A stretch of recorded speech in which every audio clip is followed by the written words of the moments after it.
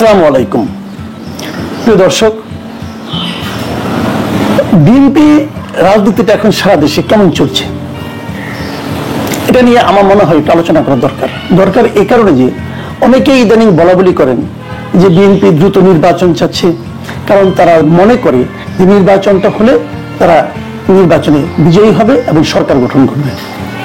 তো যে দলটা বিজয়ী হলে সরকার গঠন করবে বলে তারা নিজেরাও মনে করে, অনেক সাধারণ মানুষও মনে করে, সেই দলটা নিয়ে কিন্তু আমার মনে হয় একটু আলোচনা হওয়া দরকার।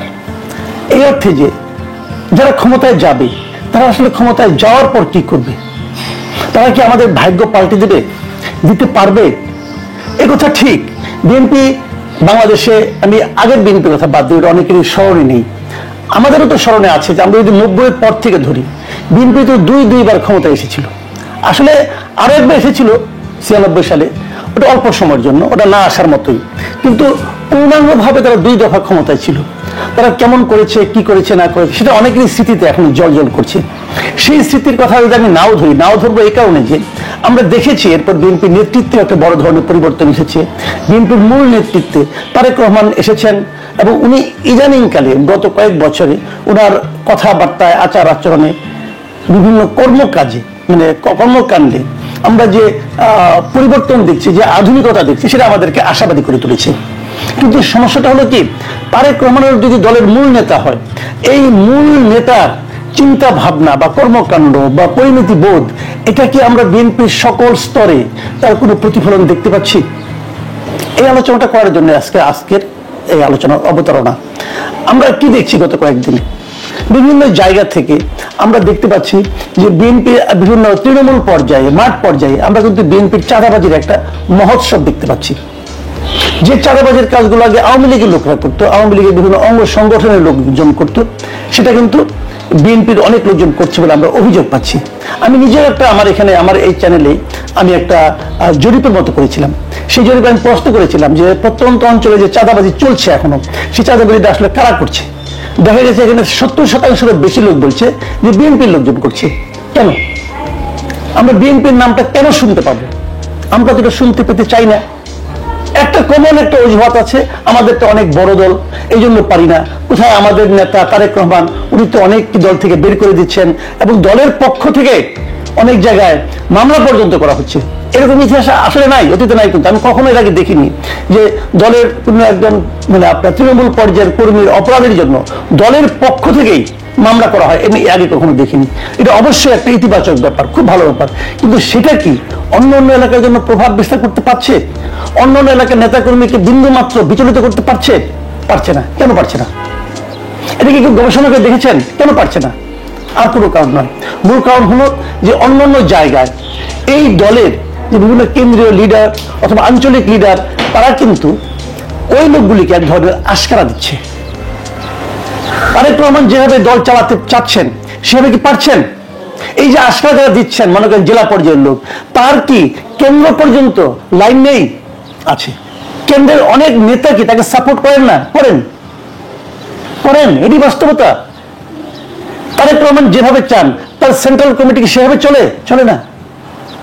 এটি বাস্তবতা। কেন চলে না, কিভাবে চালাতে হবে, এটা ওনারা বুঝবেন, ওই আলোচনায় আমি যাব না। কিন্তু ঘটছেটা কি, আমি আজকে খালি কয়েকটা গত এক সপ্তাহের কিছু উদাহরণ আপনাদেরকে দিতে চাই। আমি দেখুন, এই আলোচনাগুলো আমি এভাবে এতটা হয়তো করতাম না, কিন্তু একটা ঘটনার কথা উল্লেখ করি। সেটা হলো আজকে যেটা ঘটেছে এই রামপুরে 30 মার্চ রবিবার রাতের বেলা, মানে 30শে মার্চ সন্ধ্যায় এই ঘটনাটা ঘটেছে লক্ষ্মীপুরের রামগঞ্জে। একজন বিএনপি নেতা আহত হয়েছেন। আহত কেন হয়েছেন সেটা ইন্টারেস্টিং, এবং এই বিএনপি এতটাকে খুব বিখ্যাত একজন ব্যক্তি, সে আলোচনায় আসছি।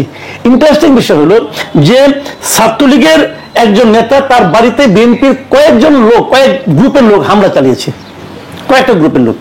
সেখানে ওখানকার স্থানীয় বিএনপির একজন নেতা আজিজুর রহমান বাচ্চু মোল্লা, উনি গিয়েছিলেন থামানোর জন্য, এবং থামাতে তো পারেনি, উল্টো বিএনপির লোকরা তার উপরে অ্যাটাক করেছে যে কেন সে থামাতে গেল। এখন এই বাচ্চু মোল্লা লোকটাকে, এই আজিজুর রহমান বাচ্চু মোল্লা হলো আমাদের এই সরকারের একজন গুরুত্বপূর্ণ এবং প্রভাবশালী উপদেষ্টা মাহফুজ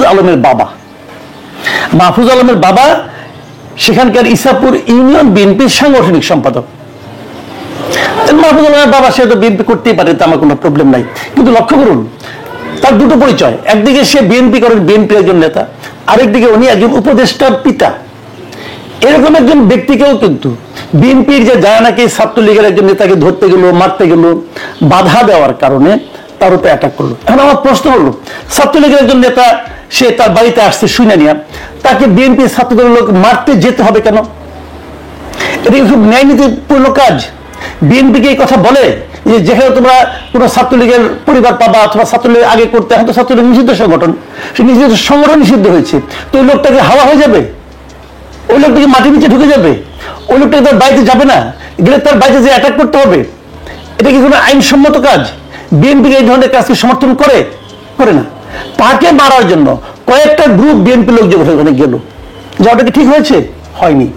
বাচ্চু মোল্লা সাহেব তাদেরকে থামাতে গেলেন, অন্যায় করেছেন? অন্যায় করেননি, উনি একটা ভালো কাজ করেছেন। তো তাকে সবাই চেনে, লোকটা বিএনপি করে, এবং তার উপর সে মাহফুজ আলমের বাবা, সেই সময় তাকে গুরুত্ব পায়।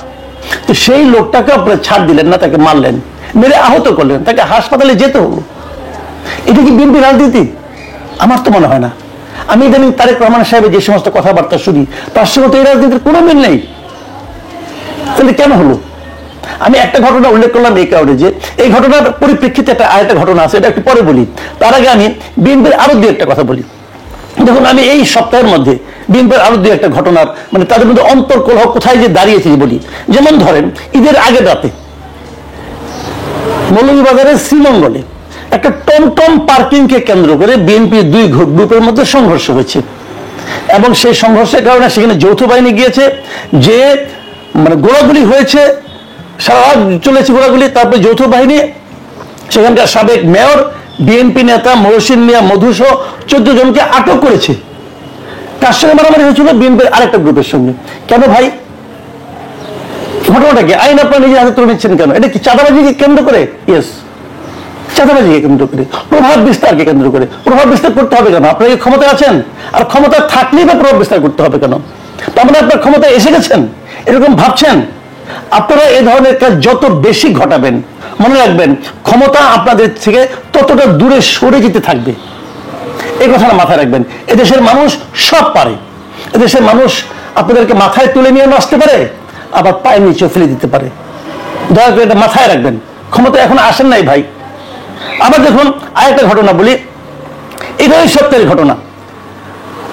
শিরোনামটা কি? প্রথমত শিরোনামটা আমি পড়ি। সংঘর্ষ ও খুনের পর মিরসরাই বিএনপির 3 কমিটির কার্যক্রম স্থগিত।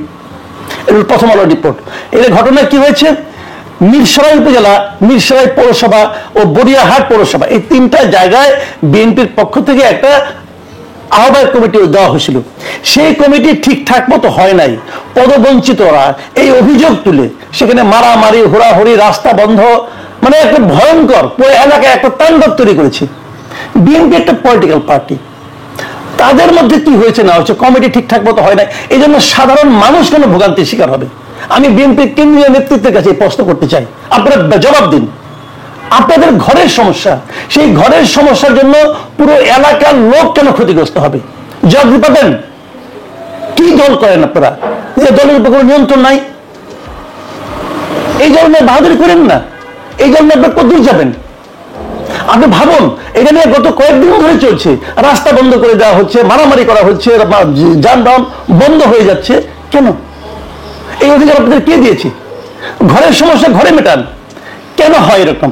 এই কারণে হয় যে আহ্বায়ক কমিটি যেটা করা হয়েছে, মার খেয়ে করা হয়েছে, পরিষ্কার কথা। কারণ বিদ্রোহীরা যদি এত পাওয়ারফুল হয়, তখন বুঝতে হবে ঝামেলা আছে। আগেরটাও মাল খেয়ে করা হয়েছে, আবার নতুন যে কমিটি করা হবে সেখানেও মাল খেয়ে করা হবে। কে মাল খায়? সেই মালের ভাগ সেন্ট্রাল কমিটি পর্যন্ত ওঠার দায়িত্ব নিয়ে বলছি। প্রত্যেকেরই ভাই আছে, জেলা কমিটি থেকে শুরু করে সেন্ট্রাল কমিটি পর্যন্ত ভাই আছে। এই অমুক ভাইয়ের রাজনীতি করে, সে অমুক ভাইয়ের লবি করে, এগুলি হয় রে ভাই, এগুলি ছাড়তে হবে। তারেক রহমান কি বলে শুনেন? আমি মনে করি তারেক রহমান উচিত হবে, উনি সব জানেন, ওনার উচিত হবে কোন ভাই কোন লাইন মেনটেন করতেছে, এই ভাইদের দু একটাকে সরান। আপনি চাইলেই পারবেন, সরিয়ে দেন। জাস্ট কে কত বড় নেতা ছিল, কত বছর আগে কি করছিল, ওগুলো বহুত দেখা আছে। এগুলো দিয়ে চলবে না। নতুন লোককে আনেন, নতুন লোককে দায়িত্ব দেন, যারা নাকি আদর্শিক রাজনীতি করে তাদেরকে দায়িত্ব দেন। দেখুন, আমি আরেকটা ঘটনা বলি। এটা দুদিন আগে 27 মার্চের ঘটনা। এটাও চট্টগ্রামের ডবল মোরিং থানার মিস্ত্রিপাড়া। এখানে কি হয়েছিল, ইফতার বিতরণীকে কেন্দ্র করে চট্টগ্রাম নগরের বিএনপির দুই পক্ষের মধ্যে সংঘর্ষ, 6 জন আহত। আচ্ছা, এই সংঘর্ষটা কি ঘরের মধ্যে হয়েছিল? ঘরের মধ্যে হয় নাই, ওপেন রাস্তাঘাটে হয়েছে। এতে মানুষের ক্ষতি হয় নাই? দল সম্পর্কে মানুষের মনে ধারণা কি দাঁড়িয়েছে?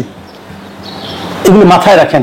আপনারা মারামারি করবেন, আরেকজন দেখবেন যে মাঝখান থেকে ঠিকই হালুয়া রুটি নিয়ে নেবে। যখন চলে যাবে না তখন বুঝবেন। এত নিশ্চিত হয়েন না। 91 সালেও কিন্তু আওয়ামী লীগ খুব নিশ্চিত ছিল যে তারা ক্ষমতায় আসবে। আমি মনে করি এখনো সময় আছে, আপনারা সতর্ক হন। যে কথাটা বলে শেষ করতে চাই, ওই যে কথাটা শুরু করেছিলাম, মাহফুজ আলমের বাবা, মাহফুজ আলমের বাবার এই ঘটনার পর ওখানে একটা বিক্ষোভ মিছিল হয়েছে। বিক্ষোভ মিছিল কে করেছে? বৈষম্য বিরোধী ছাত্র আন্দোলনের নেতাকর্মীরা।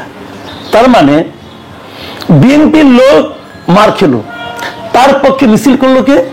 বৈষম্য বিরোধীরা। কেন? বিএনপি কেউ কি মিছিল করার ছিল না? এই ঘটনা প্রতিবাদ করার জন্য কি বিএনপি ছিল না? বৈষম্য বিরোধী রাষ্ট্র হলো। বিএনপি এত দেউলিয়া হয়ে গেছে। আমরা যদি উল্টো দিক থেকে বলি, যত জায়গায় এরকম ঘটনা ঘটে, বিএনপি লোকজন আহত হয়, সব জায়গায় কি বৈষম্য বিরোধী ছাত্ররা মিছিল করে, বিক্ষোভ মিছিল করে? কেন করে না?